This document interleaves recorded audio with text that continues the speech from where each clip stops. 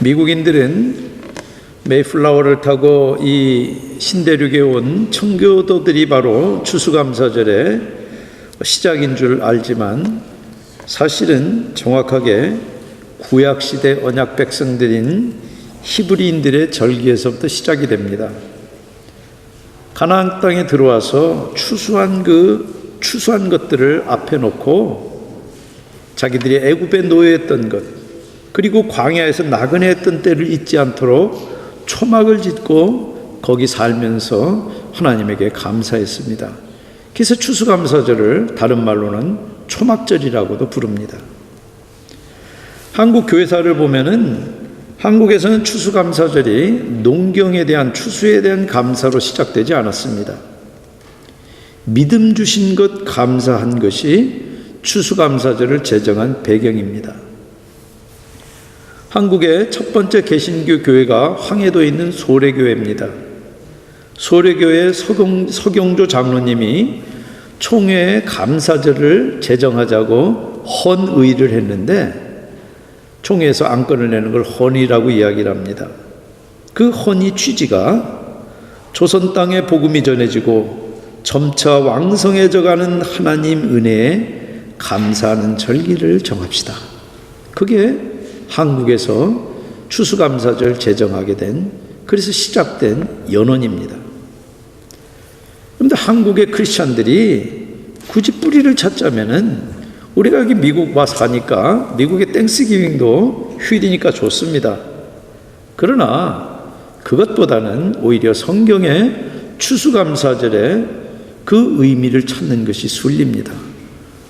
우리가 죄에 노예했던 데로부터, 그리고 정말 우리가 정처없이 방황하던 그 나그네 삶으로부터 우리들이 돌아갈 본향이 있는 그런 하나님의 백성 된 것에 감사하면서 예배하는 것이, 그것이 바로 감사절입니다. 그리고 무엇보다도 한국 초대교회의 그 야성 있는 신앙 전통을 따라서 지키는 것이 우리들에게는 더 의미가 깊습니다. 하나님 말씀 시편 103편 1절부터 5절까지 한 목소리로 같이, 우리 시니까 시처럼 한번 같이 읽겠습니다. 내 영혼아 여호와를 송축하라. 내 속에 있는 것들아 다 그의 거룩한 이름을 송축하라. 내 영혼아 여호와를 송축하며 그의 모든 은택을 잊지 말지어다. 그가 내 모든 죄악을 사하시며 내 모든 병을 고치시며 내 생명을 파멸해서 속량하시고 인자와 궁일로 관을 씌우시며 좋은 것으로 내 소원을 만족해 하사 내 영혼을 독수리같이 새롭게 하시는도다. 아멘. 같이 기도하시겠습니다.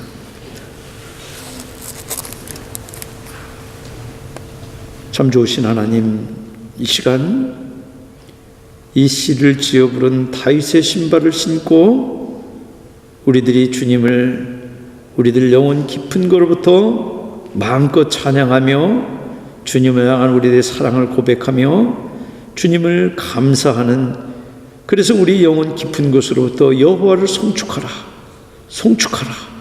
하는 그 우리들의 고백이 터지는 감사절 되게 주시옵소서.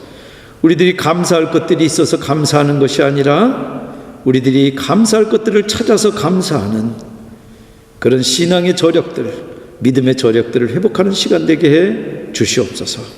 예수님의 이름으로 기도합니다. 아멘. 오늘 시편 103편은 1절 송축하라, 바라카이하고 하는 이 말이 마지막 22절 또 똑같이 바라카이 하는 똑같은 말로 시작과 마지막이 시작되고 끝이 되는 그런 찬양시입니다.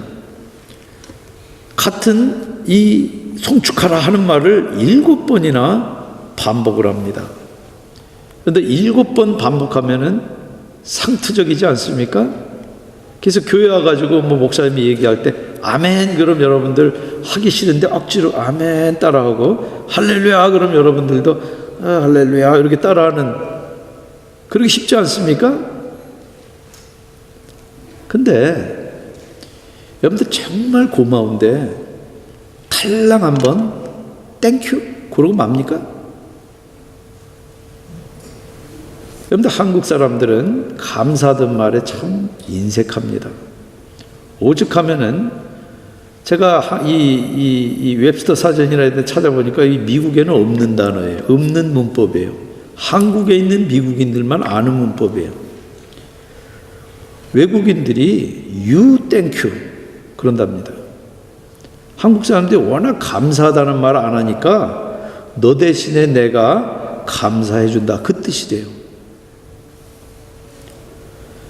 여러분들 주님의 위엄이 느껴지는데 그 주님을 내가 찬양하는 그 자리에 있다는 그것이 여러분들 우리 마음에 다가온다면은 여러분들이 오늘 여기 문재인 대통령 와가지고 MU에서 만나러 간다 그러면 여러분들 어떻게 하고 가겠어요? 막 기대하고 꾸미고 그러지 않겠어요? 그냥 조그만 나라의 대통령이 와도 그러는데 만왕의 왕 그 하나님을 찬양하는 자리에 우리들이 서는데 그게 어떻게 우리들이 그냥 달랑 한번 송축하라 그러기가 더 어렵지 않습니까? 여러분들 1절에 내 영혼아 내 속에 있는 것들아 같은 것을 이야기할 때 그렇게 병행어로 히브리에서 쓰는데 전형적인 히브리 독백입니다. 모놀로그입니다. 자기가 자기를 객관화시켜서 자기한테 내 영혼아 이야기하는 거예요. 그런데 이런 독백 해보셨습니까? 여러분들 독백은 자기가 객관화돼야지만 나옵니다. 항시 자기를 서브젝트로 여기고 있는 한에는 절대 자기를 오브젝트로 여길 수가 없어요. 자기 세계에 갇혀가지고 자기에게 매달려 있는 한에는 결코 자기를 객관적으로 볼 수 없다는 말씀입니다. 자기에게 무게중심이 쏘여 있고 자기는 그렇게 중요하고 자기 하는 일이 세상 어떤 일보다 중요하면은 절대 자기를 객관적으로 바라볼 수 없는. 그래서 영적으로 투명해야지 객관화가 가능합니다. 근데 내 속에 있는 이 영혼이 뭡니까? 그 영혼은 내 존재 깊은 곳에 살아 역동하는 그런 생명이에요. 그리고 바로 그 생명이 바로 살아계신 하나님을 찾는 능력입니다. 그런데 그 영혼이 왜 주님의 거룩한 이름을 송축합니까? 3절 보시면은 죄를 용서받고 죽을 병을 나았어요. 그리고 5절에 보면은 좋은 것으로 소원을 이루어 주셔서 독수리같이 새롭게 하셨기 때문에 송축하라. 이게 나오는 거예요. 여러분들 이 시는 앞에 보시면은 다윗의 시로 되어 있습니다. 다윗의 찬양시입니다. 근데 다윗이 용서받은 죄 아십니까? 다윗에게 큰 죄가 둘 있지만은 둘 중에서도 더 큰 죄는 밧세바와 간통해서 임신시킨 죄입니다. 그래서 죄는 눈덩이처럼 불어나요. 간통죄를 감추기 위해서 전쟁터에 있는 충신 우리아를 불러요. 술을 잔뜩 먹이지만 우리아가 내 장군이 지금 전쟁터에 있는데 내가 어떻게 집에 들어가서 잡니까? 성문에서 자기 부하들하고 자는 것을 또 술을 먹여서 하는데 또 안 들어가니까 전쟁터에 다시 보내면서 그 편에다가 편지를 보내서 우리아를 가장 최전방에 맹렬한 곳에 집어넣고 빠져라. 그래서 최전방에 가서 살인 교사를 한 거예요. 그러고는 아무 일 없었던 것처럼 온 나라와 하나님까지 속이려 든 죄입니다. 그래서 하나님께서 나단 선지자를 보내서 죄를 추궁하니까 다윗이 곧바로 수긍하고 죄 용서를 빕니다. 주님은 다윗을 용서하시지만 죄는 벌하십니다. 그 벌의 하나로 관통으로 임신한 그 아이가 죽습니다. 그 아이가 시름시름 아프니까 다윗이 7일 동안 금식하며 하나님 앞에 죄를 뒤집어 쓰고 기도합니다. 그런데 7일 만에 아이가 죽습니다. 여러분들 여기 자기 생명을 파멸해서 속량하시고 인자와 궁일로 관을 씌우신 이 경험은 다윗이 그때 절절하게 했어요. 그런데 이 시는 잘 음미해 보시면은 다윗이 젊어 쓴 시가 아닙니다. 시편 23편 같은 경우는 다윗이 젊어서 여기저기 쫓겨다니면서 쓴 시가 맞아요. 제가 청춘을 무시해서 그러는 것이 아니라 청춘의 경륜에서는 이런 시가 나올 수 없기 때문에 그렇습니다. 근데 늙는다는 건 참 서러운 일입니다. 우리 청년들 같이 모여서 식사하는데 난 늙기 싫어 그러더라고요. 제가 늙은 사람이 거기 앉아있는 게 너무너무 숭고스러웠어요. 그런데 로버트 울만이 쓴 시 가운데 청춘이라는 시에 이런 대목이 나옵니다. 청춘이란 인생의 어떤 기간이 아니라 마음가짐이다. 장밋빛 뺨, 붉은 입술, 나긋느긋한 손발이 아니라 씩씩한 의지, 풍부한 상상력, 불타는 정열이다. 청춘은 인생의 깊은 샘에서 솟아나는 청순함이다. 영감이 끊기고 비탄의 얼음에 갇힐 때 비록 20살이라도 늙은이다. 고개를 높이 들고 소망의 물결을 붙잡는 한 80살이라도 청춘이다. 전 청춘이에요. 그런데 고린도후서 4장 16절에도 사도 바울이 이거 젊어서 쓴 글이 아니에요. 우리의 겉사람은 낡아지나 우리의 속사람은 날로 새로워지는도다. 사도 바울도 청춘이에요. 청춘의 비결을 알아요. 여러분들 나이가 들면은요 모든 게 시들해집니다. 그래서 감격이 사라집니다. 여러분들 저도 고등학교 때는 촛불 보고 밤새 가슴이 뛰어서 잠은 못 잤어요. 지금 촛불 보면 불 날까 봐 얼른 꺼버려요.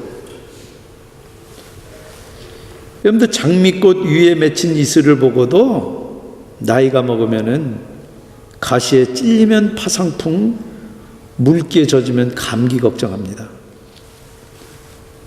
그런데 다윗도 청춘으로 돌아갈 수 없습니다. 그런데 다윗은 청춘이에요. 어떻게? 주님의 은택에 감격함으로 그 생생한 그 고개를 높이 들고 소망의 물결을 붙잡는 그 청춘이 그 가운데 살아있어요. 그런데 주님의 은총만이 사람을 하늘 높이 솟구쳐 날아도 곤비치 아니한 그 독수리같이 그 영혼을 새롭게 하는 것입니다.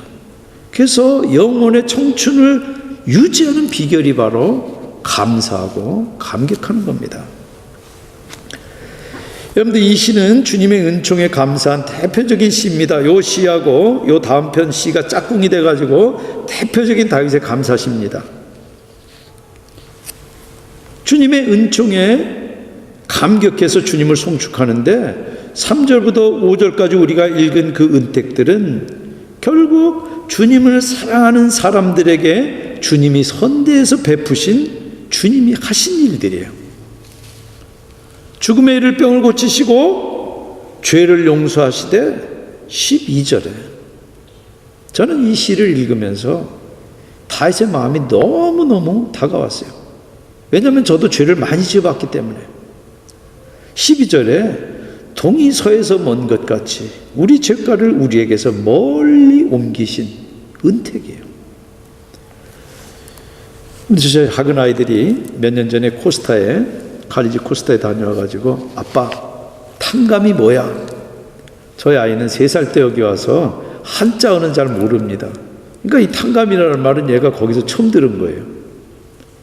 그 인상 깊은 단어인데 그 뜻을 좀 정확하게 알려줘 그러더라고요.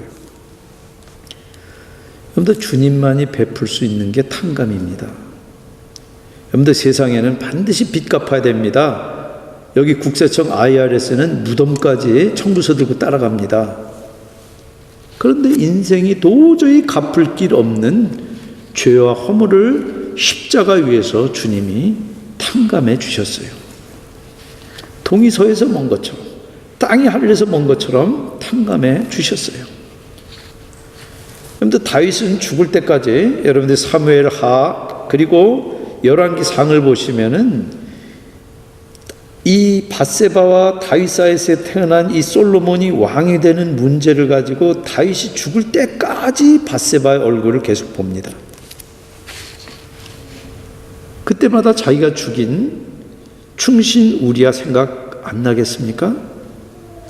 마태복음에서는 밧세바를 이 예수 그리스도의 족보 가운데 소개하면서 다윗의 아내라고 거기다 소개하지 않아요. 우리아의 아내 밧세바라고 마태복음에 쓰고 있어요. 여러분들, 선한 양심 가진 사람이 그런 돌이킬 수 없는 그 죄를 짓고 그 죄를 내가 어떻게 지웁니까? 계속 살아서 이 안에 나를 괴롭히는데 어떻게 살겠습니까?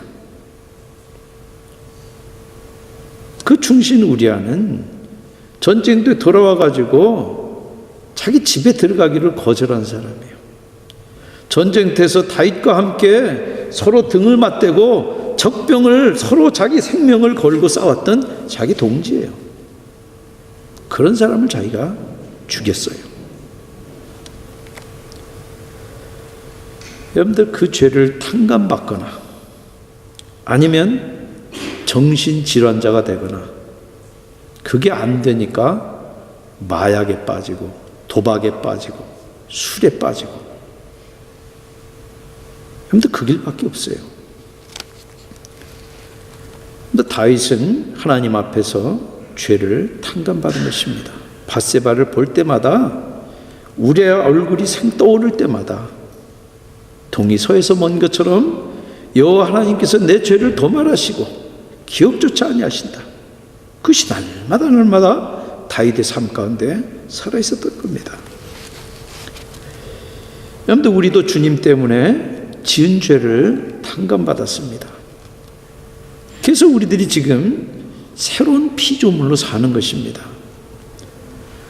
그래서 내가 지금 서 있는 이 자리가 주님의 은혜가 아니면 내가 도저히 이 자리에 없다고 하는 것이, 그것이 분명히 내게 다가오는데, 근데 내가 송축하라. 7번이요? 7번 모자라요. 여러분들, 주님의 은총으로 치유받고 영혼과 육신이 독수리처럼 힘차게 날아오는 것처럼 청춘으로 거듭나는 것입니다. 그렇게 주님의 은총에 사로잡힌 사람, 그 감격이 있는 사람이 바로 청춘이에요. 나이가 젊어서 청춘이 아니라 거듭난 존재로 은총에 감격해서 정말 작은 것 하나에도 감격하며 그 고마움을 하늘을 향해서 그리고 주변을 향해서 드러내는 그분이 바로 청춘입니다. 그래서 감사가 우리의 겉사람은 낡아져도 속사람이 날로 새롭게 되는 비결이기도 하고 결과이기도 합니다. 여러분들, 다 안 읽었지만 19절에 여호와께서 그 보좌를 하늘에 세우시고 그 정권으로 만유를 통치하시도다. 22절에 보면 여호와의 지으심을 받고 그 다스리는 모든 곳에 있는 너희여 여호와를 송축하라. 얼마나 놀라운 말인지 모릅니다. 여러분들, 사람은 환경과 상황을 도저히 통제할 수 없습니다. 한국은 지진으로부터 안전한 줄 알았어요. 그런데 6점이 넘는 지진도 가능하다고 그럽니다. 그리고 내가 정말 인생을 투자해서 어떤 일을 이루기를 원했는데, 그리고 그것이 반드시 내가 애쓴 대로 될 것 같은데 안 될 때가 있어요. 우리가 도무지 이해할 수 없는 일들이 우리 가운데 벌어집니다. 그런데 그런 인생을 어떻게 우리가 불안해서 삽니까? 그래서 하나님이 안 계시면요, 내가 감사할 뿐도 없지만은 그런 어려움과 불안과 어려움 가운데 도움을 구할 뿐도 없어요. 여러분들, 공의로운 하나님이 나를 사랑하실 때 하나밖에 없는 아들 예수 그리스도를 주시기까지 사랑하는 그분이 지금도 불꽃 같은 눈동자로 세상을 다스린다고 하는 사실이 얼마나 우리들에게는 축복이고 어미로운 사실인지 모릅니다. 바로 그런 주님의 다스림에 무시하고 항거하는 것 같이 피조물이 저지를 수 있는 죄악이 없습니다. 첫사람들의 범죄가 바로 하나님처럼 돼서 하나님 다스림 받는 대상이 아니라 다스리는 주체가 되려고 그런 거예요. 자기가 오브젝트가 아니라 서브젝트가 되기 위해 가지고 반역했던 거예요. 여러분들 지금도 주님을 인정하지 않고 주님의 이 주권을 신뢰하지 않는 사람은 다른 이유가 아니에요. 자기를 서브젝트로 보기 때문에 그래요. 자기는 하나님의 다스림의 오브젝트가 아니라 자기를 서브젝트로 보니까 자기가 다 끌어안고 고민하고 갈등하고 그거 자기가 해결해야 되는 거예요. 주님의 은총에 감격하는 청춘은 늘 주님의 주권에 순복합니다. 여러분들 청춘의 정열이 지나쳐서 주님의 주권을 무시할 때 스스로 청춘을 포기하는 겁니다. 그리고 감사는 주님을 경외하는 겁니다. 잠언 1장 7절에도 여호와를 경외하는 것이 지식의 근본이라. 여기 여호와를 경외하는 자 11절, 13절, 17절에 반복합니다. 여러분들 경외라고 하는 것은 두려움만이 아닙니다. 여러분들 예수님이 오셨을 때 귀신 들린 사람들이 예수님 알아보고 막 난리 쳤어요. 지금 메시아 때가 벌써 와서 우리를 지금 무저갱에 가두려고 왔습니까? 그러고 난리 뒤집어졌어요. 여러분들 그건 두려워하는 거지 경외하는 게 아닙니다. 경외하는 것은 마땅히 돌려야 될 존경과 두려움을 표하지만은 내밀한 곳에 그분과 나의 관계에 기초한 사랑과 감사와 기쁨이 있는 거예요. 여러분들이 주님을 경외하는지 알아볼 수 있는 방법이 있습니다. 여러분들 영혼이 지금 어느 쪽으로 기울어져 있는지 여러분들 속사람은 압니다. 여러분들 세상에 보이는 피조물을 섬기는지 확인하는 거예요. 피조물이나 사람이 만든 어떤 질서나 눈에 보이는 능력이나 제도에 여러분들의 영혼이 기울어져 있으면은 거기에 여러분들의 영혼에 닷을 내리고 있으면은 여러분들은 죄송하지만 주님을 경외하지 않습니다. 주님을 경외하는 게 쉽지 않습니다. 사람이 약하고 한계가 있기 때문에 그래요. 그래서 단지 감정에 머무는 사람들이 많이 있고 자아가 너무 강해서 조금만 방심해도 주님 의지했다가 어느새 자기가 오브젝트가 아니라 서브젝트가 되어버리는, 그래서 자기 중심적으로 뒤엉키는 경우가 너무 자주 봅니다. 여러분들 현대 교회는 자기를 숭배하는 종교가 되고 말았습니다. 그래서 사람이 많이 모이는 교회는 하나님을 경배하지 않습니다. 자기를 경배하고 자기 조직을 경배하고 그리고 자기 교회를 경배합니다. 여러분들 구약 백성들이 가나안에 들어가서 그렇게 빨리 바알과 아세라를 섬기고 그렇게 두들겨 맞고 또 섬기는 거 이상하지 않습니까? 조금도 이상하지 않습니다. 지금도 하나도 다르지 않습니다. 여러분들 세상에 헛된 것 두려워하지 말고 세상에 헛된 것 의지하지 말고 주님만 두려워하십시다. 주님만 의지하십시다. 그러면 11절에 주님을 경외하는 자에게 인자하심을 크게 베풀고 13절에 당신은 당신을 경외하는 자를 불쌍히 여기시고 17절에 하나님은 당신을 경외하는 자에게 인자하심을 영원히 베풀 것을 노래하고 있어요. 그러면서 18절에 구체적으로 어떻게 주님을 경외할지 방법까지 제시합니다. 주님과 맺은 언약을 지키고 그 법들을 기억하고 행하는 거예요.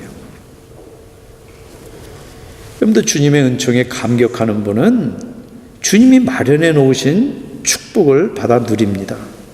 주님을 경외하는 분은 주님의 인자하심을 받아 누립니다. 주님의 주권과 다스림을 받는 분은 영원한 청춘이에요. 그래서 독수리가 하늘 높이 날개쳐 올라가도 곰빛이 아닌 것 같이 그 영혼이 날마다 새롭게 소성되어서 날마다 청춘으로 하나님 앞에 감격하며 감사하며 살게 되는 것입니다. 2017년 추수감사절 예배를 드리는 저 여러분 모두 다 주님의 은택을 헤아리며 우리가 감격하십시다. 그리고 주님을 경외하십시다. 그리고 주님이 내 삶의 주인이 되실 수 있도록 내가 서브젝트가 아니라 나는 오브젝트고 주님이 서브젝트가 되시도록 가차없이 신뢰하는 그런 저와 여러분들이 다 되시기를 주님의 이름으로 축원드립니다. 같이 기도하시겠습니다. 참 좋으신 하나님, 우리 공동체에게 그리고 우리 각자의 삶에 주님이 베풀어 주신 은혜가, 그 불꽃 같은 그 사랑 헤세드가 얼마나 큰지 주님, 우리들이 7번이 아니라 70번이 아니라 70번에 7번을 우리들이 여호와를 송축하다 노래할지라도 우리들이 모자랍니다.